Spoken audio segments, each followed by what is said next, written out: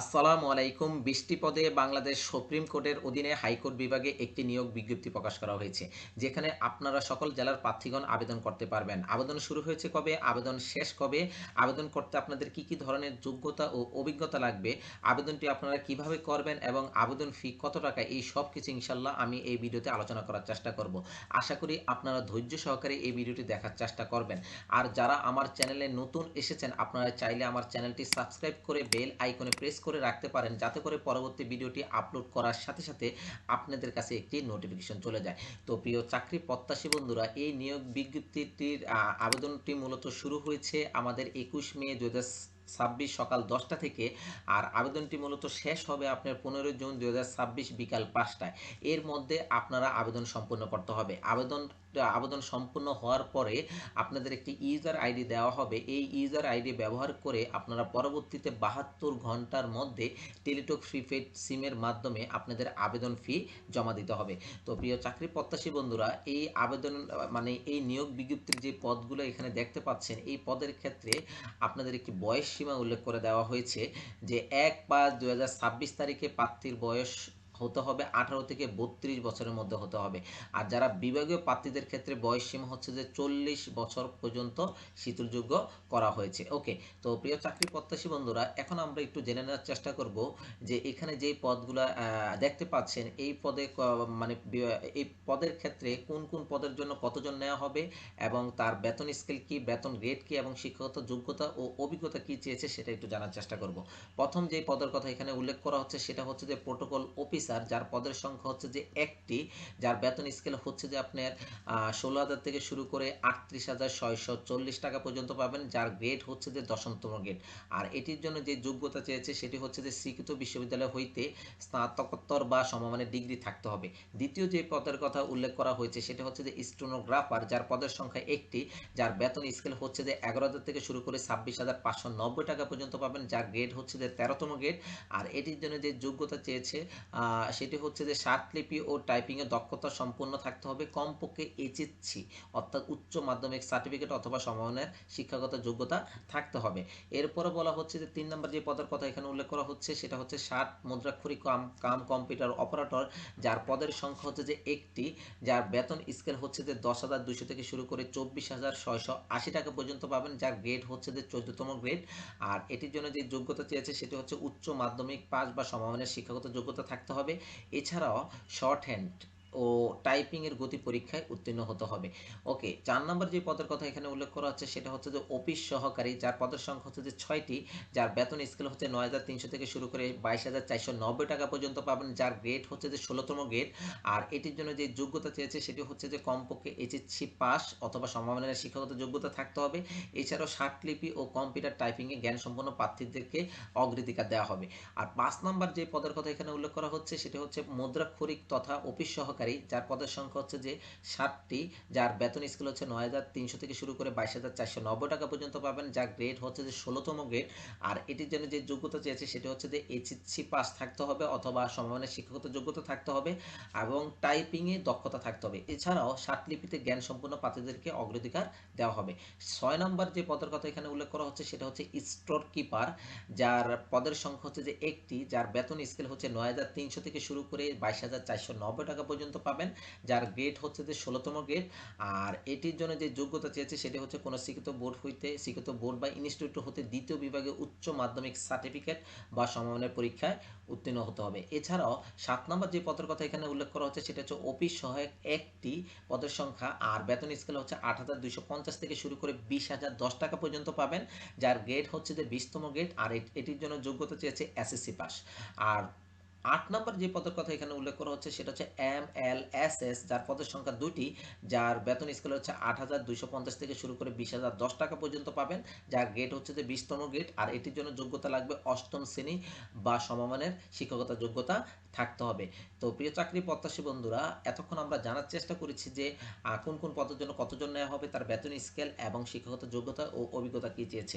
এবার আসুন, আপনি অনলাইনে আবেদন করবেন কিভাবে, মানে এই পদের জন্য আপনি আবেদনটি কিভাবে করবেন। আবেদন করার আগে আপনাকে যেটি করতে হবে সেটি হচ্ছে যে দুটি ডকুমেন্ট আগে থেকে রেডি করে রাখা লাগবে। একটি হচ্ছে যে রঙিন ছবি যার মাপ হবে 300 বাই 300 পিক্সেলের, আরেকটি হচ্ছে যে স্বাক্ষর যার মাপ হবে যে 300 বাই 80 পিক্সেলের। ওকে, তো এখন কথা হচ্ছে যে ছবির মাপ যেহেতু 300 বাই 300 পিক্সেলের হবে, তার সাইজ হবে 100 কেবির মধ্যে, আর স্বাক্ষরের সাইজ হবে 60 কেবির মধ্যে হতে হবে। এই দুইটা ডকুমেন্ট রেডি করার পরে এরপরে আপনারা যেটি করবেন, অনলাইনে আবেদন করবেন। তো অনলাইনে আবেদন করার জন্য এখানে একটি ওয়েবসাইট দেখতে পাচ্ছেন।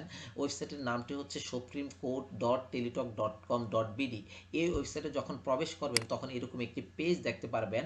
এই পেজে আসার পরে এই যে প্রথম যে অর্থাৎ যে অপশনটি দেখতে পাচ্ছেন অনগোয়িং সার্কুলার, জাস্ট এই লেখাতে ক্লিক করবেন। এই লিঙ্কে ক্লিক করার পরে আরেকটি পেজ ওপেন হবে। এই পেজে আসার পরে আপনারা দ্বিতীয় যে অপশনটি দেখতে পাচ্ছেন application form, click here to apply online, just এখানে একটা ক্লিক করুন।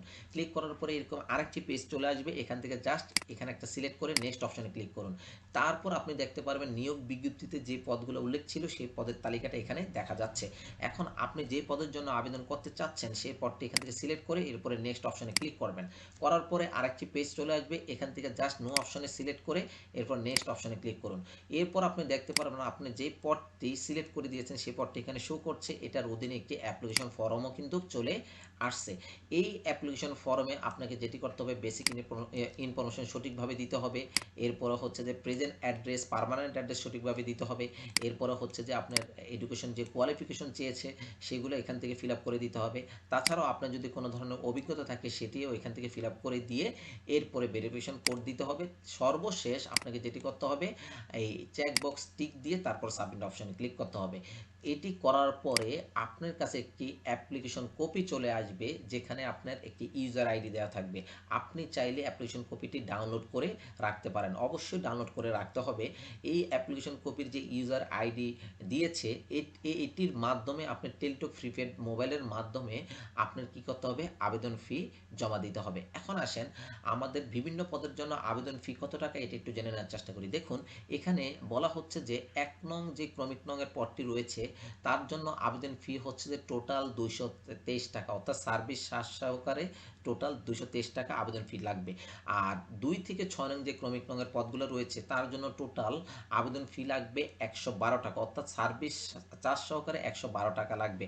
আর যারা ক্ষুদ্র নিগোষ্ঠী রয়েছেন, সরি, আর 7 এবং 8 নং যে ক্রমিক নংয়ের পদগুলো রয়েছে তাদের ক্ষেত্রে টোটাল সার্ভিস চার্জ সহকারে আপনার 56 টাকা লাগবে। যারা ক্ষুদ্র নিগোষ্ঠী রয়েছেন, প্রতিবন্ধী রয়েছেন বা তৃতীয় লিঙ্গে রয়েছেন তাদের ক্ষেত্রে টোটাল 56 টাকা সার্ভিস চার্জ সহকারে লাগবে। ওকে, তো এই আবেদন ফি আপনাকে টেলিটক প্রিপেড সিমে রাখতে হবে। রাখার পরে আপনাকে যেটি করতে হবে, অর্থাৎ আপনাকে টেলিটক প্রিপেড সিমের এসএমএস অপশনে গিয়ে আপনাকে টাইপ করতে হবে ক্যাপিটাল লেটারের SCD স্পেস ইউজার আইডি, যেটা অ্যাপ্লিকেশন কপিতে ছিল সেটি টাইপ করতে হবে। এরপর সেন্ড করতে হবে 16342 এই নম্বরে। সেন্ড করার পরে একটি মেসেজ আসবে যেখানে আপনাকে 8 ডিজিটের একটি পিন কোড দেওয়া হবে। পরবর্তীতে দ্বিতীয় এসএমএসে আপনাকে আবার টাইপ করতে হবে SCD স্পেস ইয়েস 8 ডিজিটের পিন কোড, এরপর সেন্ড করতে হবে 16342 এই নম্বরে। এরপর একটি ফিরতি এসএমএস চলে আসবে যেখানে আপনাকে একটা ইউজার আইডি এবং একটি পাসওয়ার্ড দেওয়া হবে। এই ইউজার আইডি এবং পাসওয়ার্ড ব্যবহার করে আপনি পরবর্তীতে আপনি যেটি করতে পারবেন, এখানকার যে ওয়েবসাইটটি রয়েছে supremecode.teletalk.com.bd, এখানে গিয়েও আপনি আপনার প্রবেশপত্রটি ডাউনলোড করতে পারবেন। এই প্রবেশপত্রটি ডাউনলোড করার জন্য আপনাদেরকে অফিসিয়াল যে ওয়েবসাইটটি রয়েছে supremecode.gov.bd, এই ওয়েবসাইটের মাধ্যমেও জানানো হবে। এছাড়াও আপনাদেরকে মোবাইল ফোনের এসএমএস এর মাধ্যমেও জানিয়ে দেওয়া হবে প্রবেশপত্রটি ডাউনলোড করার জন্য। প্রবেশপত্রটি ডাউনলোড করার পর এরপরে আপনারা নির্ধারিত আপনাদের রোল নাম্বার, পদের নাম, এরপরে আপনার পরীক্ষার তারিখ, সময় এবং ভেন্যু কোথায় সব কিছু জানতে পারবেন। আর প্রবেশপত্রটি অবশ্যই রঙিন প্রিন্টের রঙিন কালারের প্রিন্ট করতে হবে।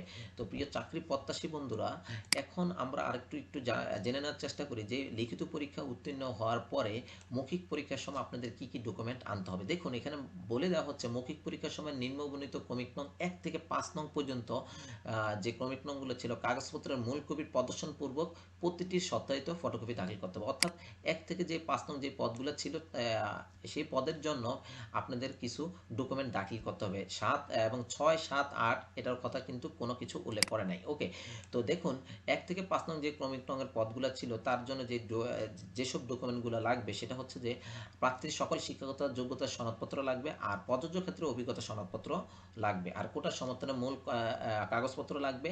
প্রার্থী যে ইউনিয়ন বা পরিষদের বাসিন্দা সেই ইউনিয়ন পরিষদের চেয়ারম্যান অথবা পৌরসভা মেয়র বা কাউন্সিলর কর্তৃক নাগরিকত্ব সনদপত্র লাগবে। জাতীয় পরিচয়পত্র বা জন্মসনদের সত্যায়িত অর্থাৎ অনুলিপি লাগবে। এছাড়াও অনলাইনে যে পূরণকৃত আবেদন কপিটা ছিল সেটাও আপনার দাখিল করতে হবে। এছাড়া পরীক্ষা সংক্রান্ত যাবতীয় তথ্য বাংলাদেশ সুপ্রিম কোর্টের ওয়েবসাইটেও পাওয়া যাবে। ওকে, তো প্রিয় চাকরি প্রত্যাশী বন্ধুরা, আশা করি আপনারা বুঝতে পেরেছেন যে এই নিয়োগ বিজ্ঞপ্তির ক্ষেত্রে বিভিন্ন আবেদনের ক্ষেত্রে বিভিন্ন পদের ক্ষেত্রে কতজন নেওয়া হবে এবং বেতন স্কেল কি, শিক্ষাগত যোগ্যতা কি ছিল বা অভিজ্ঞতা কি চেয়েছে সেগুলো আপনারা অর্থাৎ জানতে পেরেছেন। এছাড়াও আবেদনটি কিভাবে করবেন সেটিও আপনাদেরকে জানানোর চেষ্টা করেছি। আবেদন ফি কত টাকা সেটিও জানানোর চেষ্টা করেছি। এছাড়াও আপনারা আবেদন করার আগে ডকুমেন্ট মানে কি কি ধরনের ডকুমেন্ট রেডি করতে অর্থাৎ কি কি ধরনের ডকুমেন্ট রেডি করে রাখা লাগবে সেই বিষয়েও আপনাদেরকে আলোচনা করার চেষ্টা করেছি। তো প্রিয় চাকরি প্রত্যাশী বন্ধুরা, ভিডিওটি যদি ভালো লেগে থাকে তাহলে অবশ্যই লাইক, কমেন্ট, শেয়ার করতে ভুলবেন না। আর পরবর্তী ভিডিওটি পাওয়ার জন্য আমার চ্যানেলটি সাবস্ক্রাইব করে রাখতে পারেন। তো সবাই ভালো থাকবেন, সুস্থ থাকবেন এই কামনা করি। আসসালামু আলাইকুম।